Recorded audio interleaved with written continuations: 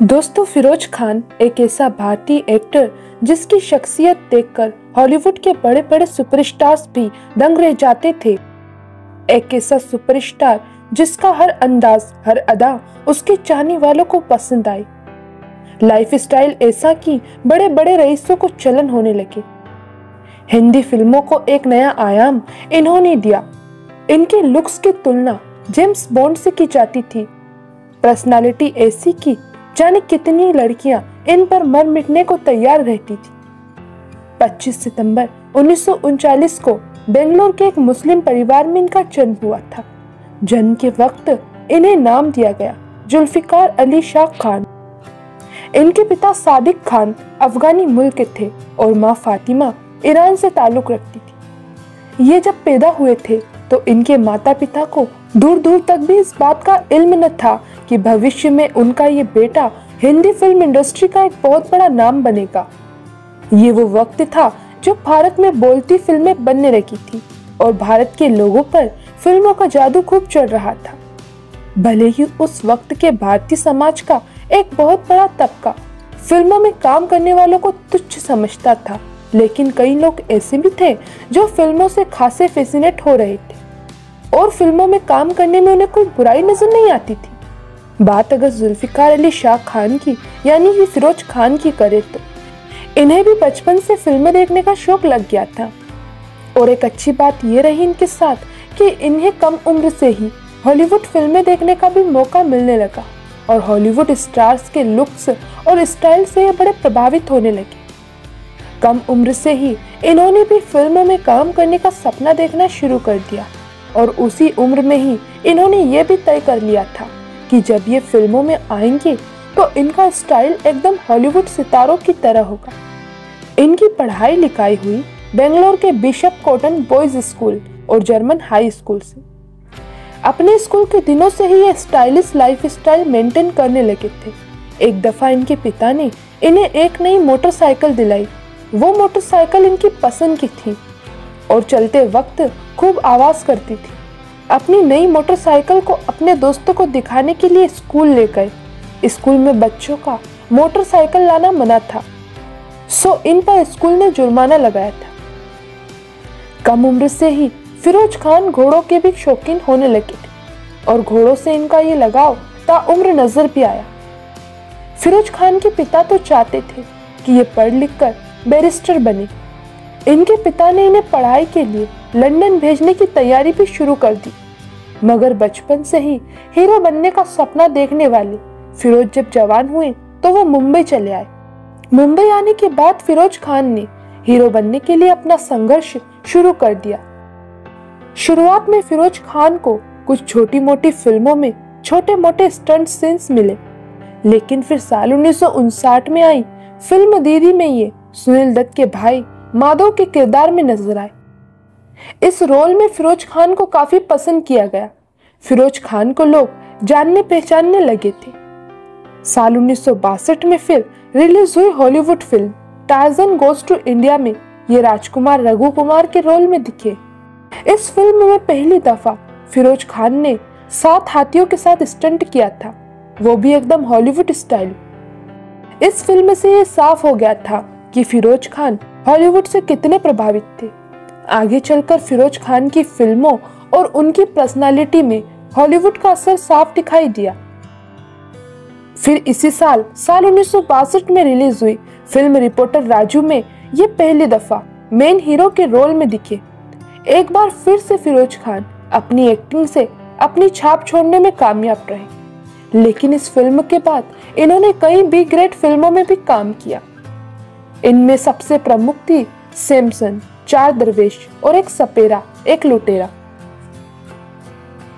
इसके बाद फिरोज खान ने एक से बढ़कर एक फिल्मों में काम किया। इनकी पहली सबसे चर्चित फिल्म थी जो कि साल 1965 में रिलीज हुई फड़ी मजमूदार की फिल्म ऊंचे लोग थी। इस फिल्म में फिरोज खान ने राजकुमार और अशोक कुमार जैसे सुपरस्टारों के सामने जबरदस्त एक्टिंग की थी। शूटिंग के पहले ही दिन जब राजकुमार की उनसे मुलाकात हुई तो राजकुमार ने फिरोज खान को बुलाकर कहा, ये एक बड़ी फिल्म है, तुम्हें अपना रोल ध्यान से करना होगा। मैं तुम्हें बताता हूँ जब राजकुमार ने फिरोज खान को समझाना शुरू किया तो बीच में ही फिरोज खान उठ गए और कहने लगे, आप अपना काम अपने तरीके से कीजिए, मैं अपने तरीके से करूँगा। फिरोज खान की ये बदतमीजी देखकर यूनिट के लोग ठगे रह गए। राजकुमार उन दिनों बड़ा नाम थे और कोई भी जूनियर कलाकार सीनियर एक्टर से इस तरह नहीं बोलता था। सबको लगा कि राजकुमार निर्देशक से फिरोज खान की शिकायत करेंगे और उन्हें फिल्म से निकलवा देंगे। राजकुमार ने ऐसा कुछ नहीं किया, बल्कि अगले दिन सबके सामने फिरोज खान से कहा कि मुझे तुम्हारी अकड़ अच्छी लगी, मैं भी ऐसा ही हूँ, किसी की नहीं सुनता और ये अकड़ हमेशा बनाए रखना। उस फिल्म में फिरोज खान के काम की तारीफ होने लगी। इसके बाद उन्हें कभी पीछे मुड़कर देखने की जरूरत नहीं पड़ी। फिर साल 1967 में ही नरगिस के साथ फिल्म रात और दिन में दिखे। इत्तेफाक से यही फिल्म नरगिस की आखिरी फिल्म थी, मगर अब तक फिरोज खान को फिल्म इंडस्ट्री में वो रुतबा हासिल नहीं हुआ था जिसकी इन्हें ख्वाहिश थी। वो रुतबा इन्हें मिला फिल्म आदमी और इंसान से, जो कि साल 1969 में रिलीज हुई थी। इस फिल्म के लिए फिरोज खान को film fair best supporting actor का अवार्ड भी मिला। आदमी और इंसान की कामयाबी के बाद तो फिरोज खान की तकदीर बदलनी शुरू हो गई। वो हर दिन कामयाबी के नए मुकाम हासिल करते जा रहे थे। फिर वो वक्त आया जब फिरोज खान ने खुद भी फिल्मों में बतौर प्रोड्यूसर और डायरेक्टर उतरने का फैसला किया। उनकी इस नई पारी की पहली फिल्म थी अपराध। इस फिल्म को उन्होंने खुद ही प्रोड्यूस और डायरेक्ट किया। साथ ही इस फिल्म में हीरो भी यही बने। फिल्म में उनकी हीरोइन थी मुमताज और उनके साथ इनकी केमिस्ट्री लोगों को बड़ी पसंद आई। फिर साल 1974 में फिरोज खान लेकर आए फिल्म धर्मात्मा, जो हिंदी सिनेमा के इतिहास में हमेशा के लिए अमर हो गई। धर्मात्मा पहली ऐसी भारतीय फिल्म थी जिसकी शूटिंग अफगानिस्तान में हुई थी। इस फिल्म में घुड़सवारी के काफी सारे दृश्य थे और ऐसा इसीलिए क्योंकि फिरोज खान को घोड़ों से बेहद लगाव था। वो बचपन से ही घोड़ों से प्यार करते थे। फिर साल 1980 में फिरोज खान ने कुर्बानी फिल्म बनाई।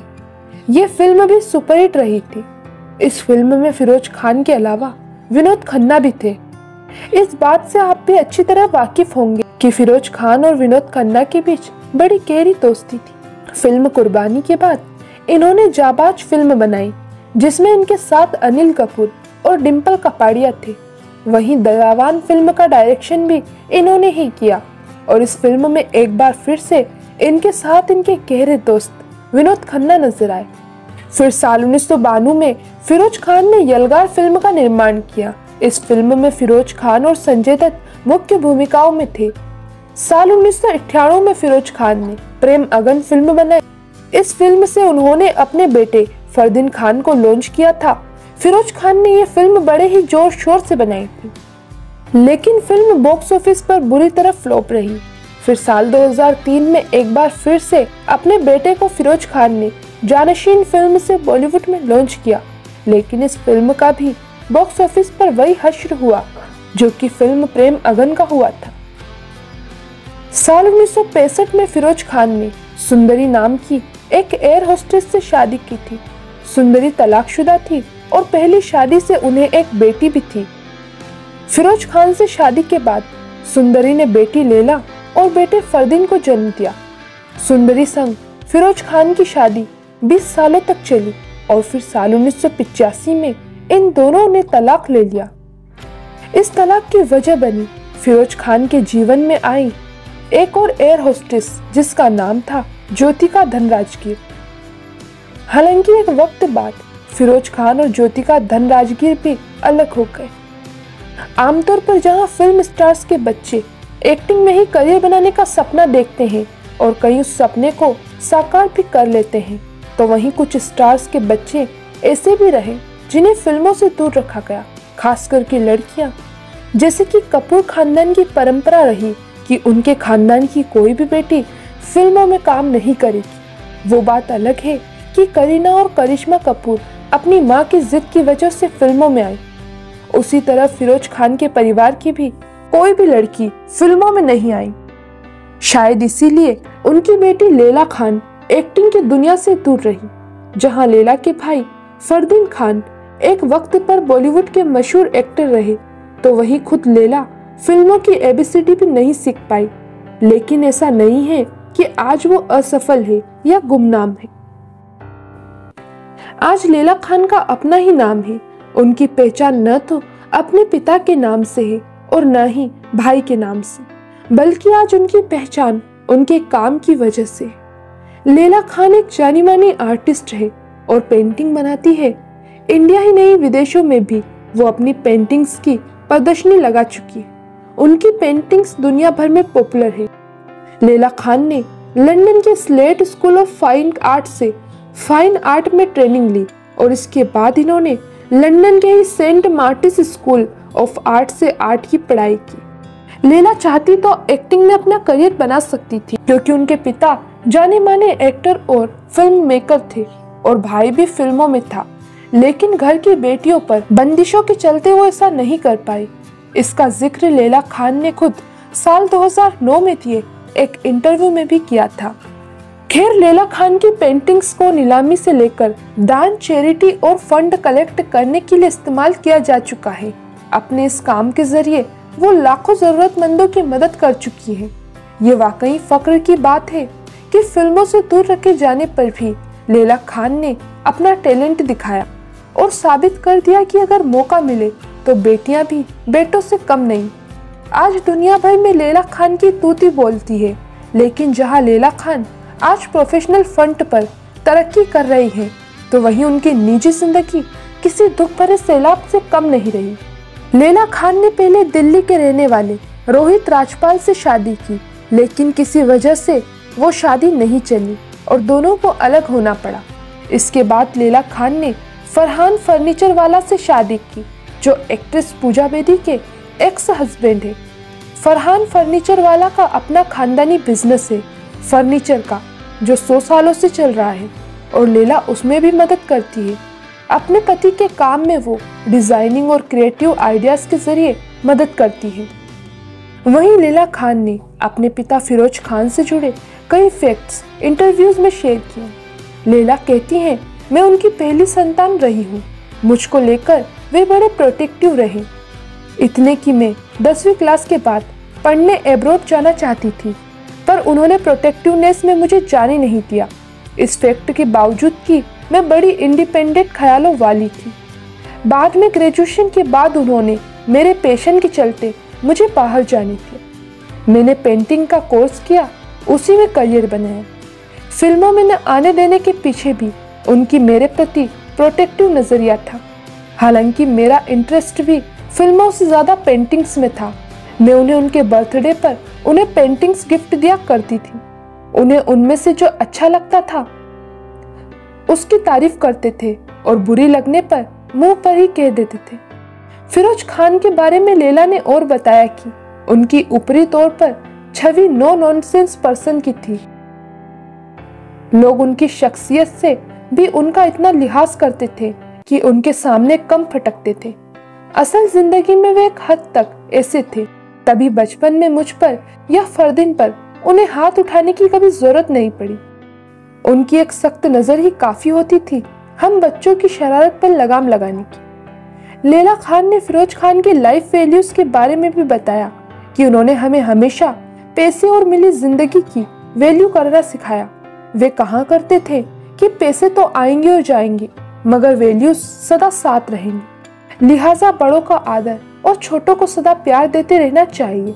हमारे सामने भी उनके शुरुआती दिनों के किस्से मिसाल बनकर जहन में घूमते रहते थे।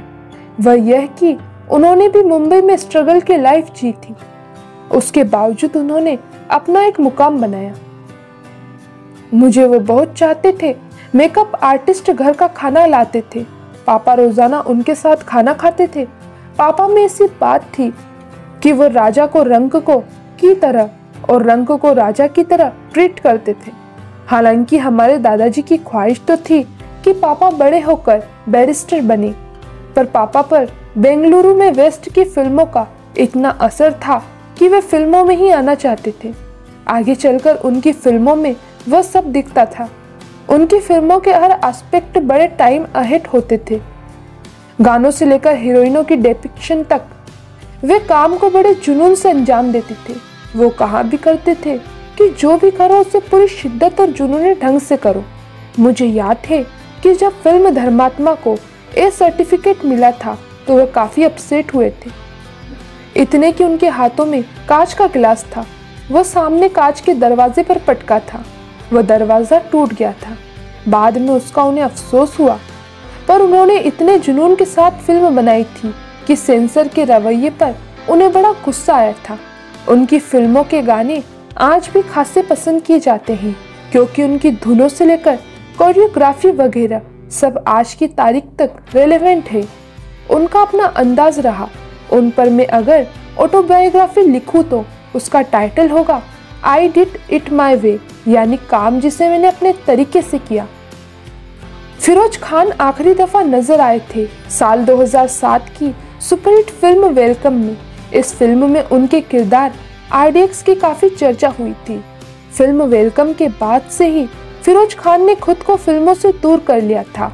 अपनी जिंदगी के आखिरी सालों में ये ज्यादातर वक्त अपने बेंगलोर स्थित फार्म हाउस में बिताया करते थे। फार्म हाउस में ये फल और सब्जियां बड़े शौक से उगाया करते थे। साथ ही वहां इन्होंने कई नस्लों के घोड़े भी पाल रखे थे। एक दिन इन्हें पता चला कि लंग कैंसर ने इन्हें अपनी चपेट में ले लिया है। फिरोज खान का इलाज शुरू किया गया, मगर कैंसर से इनकी जंग बहुत ज्यादा लंबी न चल सकी। फिर 27 अप्रैल 2009 को फिरोज खान ने कैंसर से जंग हारकर हमेशा के लिए इस दुनिया को अलविदा कह दिया। फिरोज खान को बेंगलोर के होसूर रोड शिया कब्रिस्तान में इनकी मां के एकदम बराबर दफनाया गया। फिल्म इंडस्ट्री में फिरोज खान की मौत की खबर से मातम पसर गया था। हिंदी फिल्म इंडस्ट्री का एक बेहद स्टाइलिश एक्टर हमेशा के लिए इस दुनिया को छोड़कर चला गया था। फिल्म इंडस्ट्री में फिरोज खान के योगदान के लिए हमारे चैनल सेलेब्स रियल लाइफ द्वारा हम उन्हें सैल्यूट करते हैं।